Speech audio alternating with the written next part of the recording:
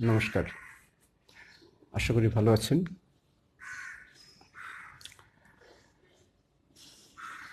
দিন চলছে। সকালবেলা উঠে ওই ভালো থাকার একটা চেষ্টা করলাম। ভাবলাম এবারে আপনাদের সাথে একটু কথা বলি। আজ রোববার। আমার এমনি কোনো তাড়া নেই। আমার রোববারও যা সোমবারও তা। অবসর জীবন তো তাই। আপনাদের অনেকেরও তাই। যারা কম বয়স তাদের তাড়া আছে, তারা আজকে দিনটা আয়েশ করবেন। সারা সপ্তাহ পরিশ্রম করেন, আজকে আয়েশ। প্রকৃতিতে প্রাণের সৃষ্টি হয়েছে সময়ের উপযোগী করে। অর্থাৎ যে সময় যে প্রাণীর সৃষ্টি হয়েছে তাকে সেই সময়ের উপযোগী করেই সৃষ্টি করা হয়েছে বা সৃষ্টি হয়েছে, কেউ সৃষ্টি করেনি। কিন্তু যখন সে টিকতে না পেরেছে তাকে বিদায় নিতে হয়েছে। অর্থাৎ সময় পাল্টেছে, প্রকৃতি পাল্টেছে, তার ধরন পাল্টেছে, তার পরিবেশ পাল্টেছে। আর সেই পরিবেশে সেই প্রাণী যখন জন্মেছিল আর পরবর্তী সময়ে পরিবর্তনের সাথে সে খাপ খাওয়াতে পারেনি বলেই সে টিকে থাকেনি, তাকে চলে যেতে হয়েছে। মানুষকে তো তাই। অনেক রকমের মানুষ এসেছিল, তারা টিকতে পারেনি কোটি কোটি বছর আগর থেকে। এখন একটা মাত্র প্রজাতি, হোমো সেপিয়েন্স, একটা মাত্র প্রজাতি আমরা টিকে আছি সারা পৃথিবীতে। আমাদের দ্বিতীয় কোনো বংশধর নেই। আমাদের টিকে থাকতে লড়াই করতে হয়। লড়াইয়ের কথা মনে হলে প্রতিরোধের কথা আসে। আর আজকে আলোচনা সেই প্রতিরোধ নিয়ে। রেজিস্ট্যান্ট ট্রেনিং, রেজিস্ট্যান্স এক্সারসাইজ, অর্থাৎ প্রতিরোধ। ওই যে ইউক্রেন আর রাশিয়া যুদ্ধ হচ্ছে, একজন আরেকজনকে প্রতিরোধ করছে। তার জন্যে বাইরের থেকে বল প্রয়োগ করতে হচ্ছে, পন্থা নিতে হচ্ছে। আমাদের মিটিং মিছিলে যখন বিরোধী পক্ষ বা কেউ মিছিল করে, আক্রমণাত্মক হয়, তখন সরকার তাকে প্রতিরোধ করে, ব্যারিকেড দেয়। ছোটবেলায়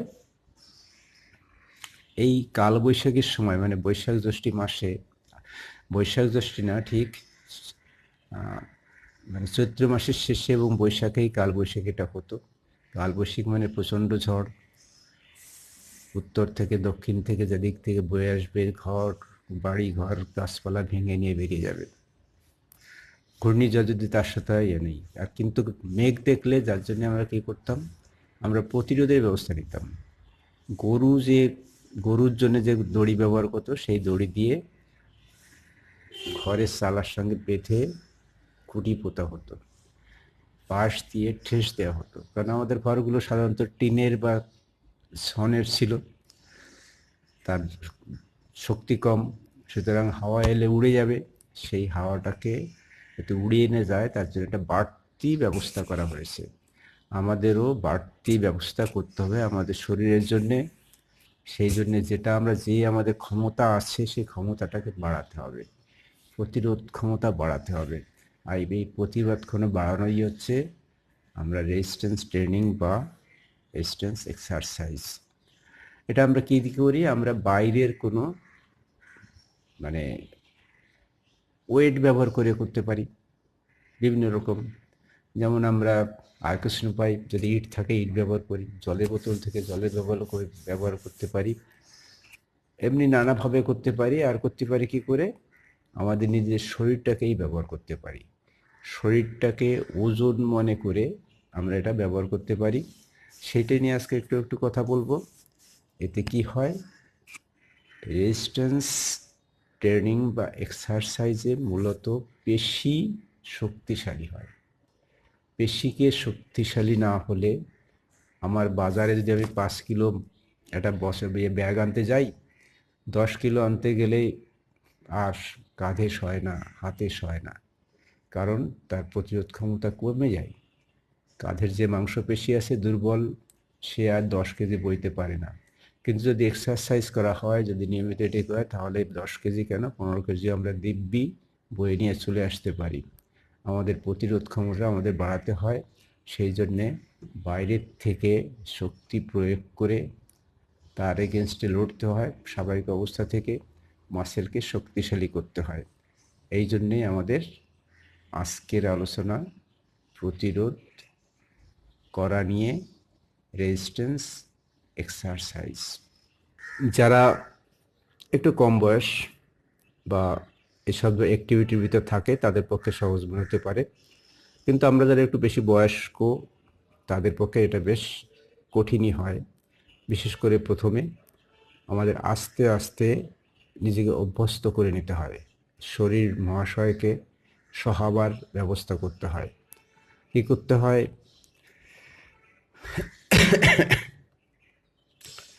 এটা কঠিন ভাবা যাবে না, মনে মনে ভাবতে হবে এটা আমি পারবো, আমাকে পারতে হবে। আর পারতে হলে কী করতে হবে? শুরু করতে হবে, অল্প দিয়ে শুরু করতে হবে। আমরা সেই দেখাবো, নানা পর্যায়ে দেখাবো। কিন্তু এটা করলে কি হয়? এই বয়সে কেন এই কাজগুলো আমরা করব? কেন শরীর নষ্ট করে এত পরিশ্রম করে কাজ করব? দেখুন, শরীর, আমরা জানি পরিশ্রম করলে খিদে বাড়ে, খিদে বাড়লে হজম শক্তি বাড়ে, আমরা নানা রকম খাবার খেতে পারি, শরীর শক্তিশালী হয়। তেমনি আমার মাসেল যদি দুর্বল থাকে, সে মাসেলে তো কঠিন কাজ করা যায় না, সেই জন্যে মাসেলটাকে শক্ত করতে হবে। এতে হয় কি, আমাদের যে উইকনেসটা সেটা কমে যায়। আর কি হয়, আমাদের ব্যালান্সিং পাওয়ারটা বাড়ে, আমাদের পড়ে যাওয়ার যে সম্ভাবনা থাকে, বয়স্করা বললে বয়স্ক সাবধান পড়ে যাবে, সেই পড়ে যাওয়ার সম্ভাবনা কমে যায়। কারণ শারীরিক পেশি যদি ভালো থাকে তাহলে পড়ে যাওয়ার সম্ভাবনা কমে যায়। এই ভালো থাকার নানা পর্ব নির্ভর করে শারীরিক দক্ষতার উপরে, সেই দক্ষতা আমরা বাড়াবো। আমি যেটা করব আমি দেখাবো, সবটা আলোচনা ওইভাবে আসবে না, নানা সারা যারা এসব করে নানা রকম পদ্ধতি আছে, নানাভাবে করে। আমরা প্রথমে করব কোনো রকম যন্ত্রপাতি ছাড়া, তারপরে একটা যন্ত্রপাতি বা কি বলে ওই ব্যান্ড, রেজিস্ট্যান্স ব্যান্ড পাওয়া যায়, সেইগুলো কিনে সেইটি দিয়ে করার চেষ্টা করব। আমি দেখাবো আপনাদের, আপনার যেটা সম্ভব সেটা করবেন, আর যেটা সম্ভব না সেটা হুট করে চেষ্টা করবেন না, আস্তে আস্তে দরকারে ট্রেনারের হেল্প নিয়ে করতে হবে। কিন্তু এগুলো সহজ, খালি এতে করা যায়, পারা যাবে। চলুন আমরা একটু একটু করে দেখাই আমরা কি করতে পারি না পারি। তবে কতবার করবেন সব কিছু মনে করবেন, যেগুলো দেখায় সেটা 2 থেকে 10 বার আমরা করব, বা 3বারও একটা সেট করতে পারি। একটা সেট করলাম, রেস্ট নিলাম, তারপর আবার করলাম, আবার করব। সারাদিনে যখন খুশি তখন করব, কাজের ফাঁকে করব, যখন পারি সেটা করব। আমাদের অন্দরে কন্দরে প্রচুর মাসেল, এইসব জায়গায় প্রচুর মাসেল আছে, কোথাও আড়াআড়ি, কোথাও লম্বালম্বি, কোথাও অবলিক। হ্যাঁ, সেই মাসেলগুলো যদি আমরা ব্যবহার না করি তাহলে সে কিন্তু তার কাজের ক্ষমতা হারায়। চলুন একটু একটু করে দেখাবো। বয়স বাড়ার সাথে সাথে পেশি তার স্বাভাবিক কার্যক্ষমতা হারাতে থাকে। রিসার্চ বলে সাধারণত 30 বছরের পর থেকে এটা শুরু হয়। যত বাড়ে বয়স তত কমে পেশির কার্যক্ষমতা। আর এটাকে রোধ করতে হলে আমাদের উল্টো দিকে কিছু করতে হবে, অর্থাৎ রিভার্স অ্যাকশান নিতে হবে। সে অ্যাকশানটা হচ্ছে পেশির কর্মক্ষমতা বাড়াতে হবে। আর সেটা করতে হবে স্ট্রেংথ এক্সারসাইজ করেই বাড়াতে হবে। আর স্ট্রেংথ এক্সারসাইজ করলে কি হবে, আমাদের বেলি ফ্যাট কমবে, ব্লাড প্রেশার কমবে, কোলেস্টেরল সঠিকভাবে মেনটেন হবে। সুতরাং আর বয়সের সঙ্গে সঙ্গে যেটা হয় যে মাসেল তার প্রোটিন অ্যাবজর্পশন ক্ষমতা হারায়, সেই ক্ষমতা যাতে থাকে তার জন্য আমাকে মাসেলকে সক্রিয় রাখতে হবে। সুতরাং এক্সারসাইজ, স্ট্রেংথ এক্সারসাইজ বয়সে, প্রতিটা বয়সে, সব বয়সে, কম থেকে বেশি বয়স পর্যন্ত অত্যন্ত দরকার। একসময় বলা হতো যে বেশি বয়সে স্ট্রেংথ এক্সারসাইজ করা সঠিক নয়, কিন্তু এখন ভাবনা পাল্টেছে। বিজ্ঞান তার গবেষণায় বলছে প্রতিটা বয়সেই এটা সম্ভব, তবে তার কিছুটা বাছবিচার থাকবে। ডন বৈঠক,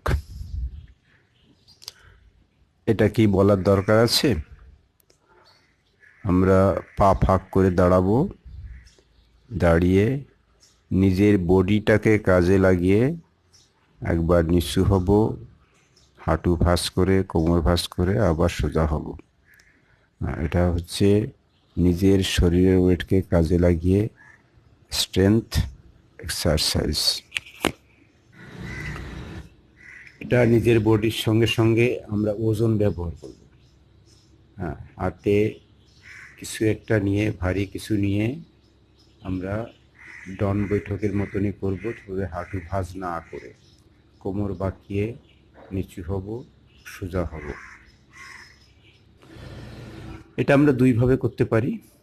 এক হচ্ছে ওজন ছাড়াই দুটো হাত দুপাশে রেখে হাঁটু ভাঁজ করে কোমরটাকে তুলবো, খানিক সময় দাঁড়াবো এবং ব্যাক করব। আরেকটা হচ্ছে দু হাতে ওজন নিয়ে ওজনটা থাইয়ের উপর রেখে আমরা একইভাবে কোমর মাটি থেকে তুলবো এবং নামাবো। এটা আমাদের খুব কমন একটা এক্সারসাইজ, যেটা আমরা করে থাকি সাধারণত। সেটা কি করি, ডন বৈঠকের মতনই, কিন্তু হাতের উপর ভর দিয়ে বডিটাকে উপরে তোলা এবং একদম মাটির সমান সমান আনা। এটাও নিজের বডিকে কাজে লাগিয়ে স্ট্রেংথ এক্সারসাইজ।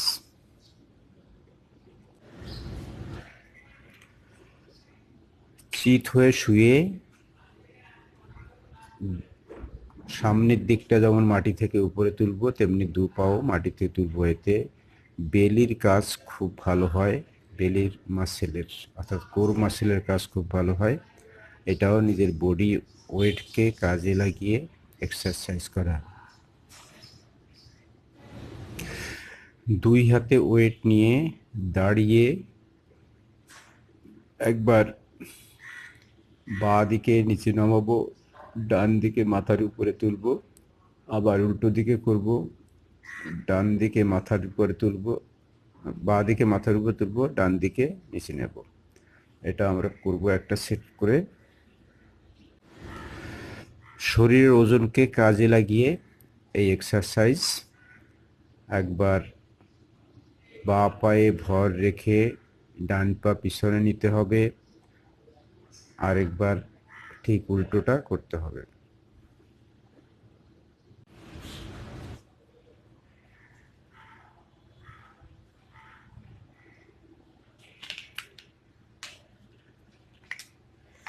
এটা রেজিস্ট্যান্স ব্যান্ড।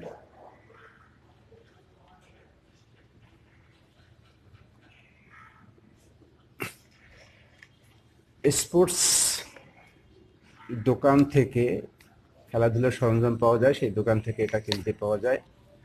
আমি সেখান থেকেই কিনেছি। এটা দিয়ে অনেক ধরনের ব্যায়াম করা সম্ভব। আমাদের পায়ের মাসেল, কাঁধের মাসেল, পেটের মাসেল, সব কিছুই সম্ভব। সেটা নিয়ে একটা আলাদা ভিডিও করব, এখানে মাত্র দুটো তিনটে দেখাবো আপনাদের। ঠিক আছে, চলুন না, খালি হাতে হোক, কিছু সাহায্যে হোক, ভগবানের সাহায্য হোক, নিজের একটু ভালো থাকতে চেষ্টা করি। আজকে এ পর্যন্তই। ভালো থাকবেন, সুস্থ থাকবেন, নমস্কার। রেজিস্ট্যান্স ব্যান্ড নিয়ে আমরা নানা ধরনের এক্সারসাইজ করতে পারি শরীরের বিভিন্ন অঙ্গের। এটা তার একটা। ব্যান্ডটাকে চেয়ারের সঙ্গে লাগিয়ে পায়ের এক্সারসাইজ, একবার ডান পা একবার বাঁ পা, এইভাবেই আমাদের করতে হবে।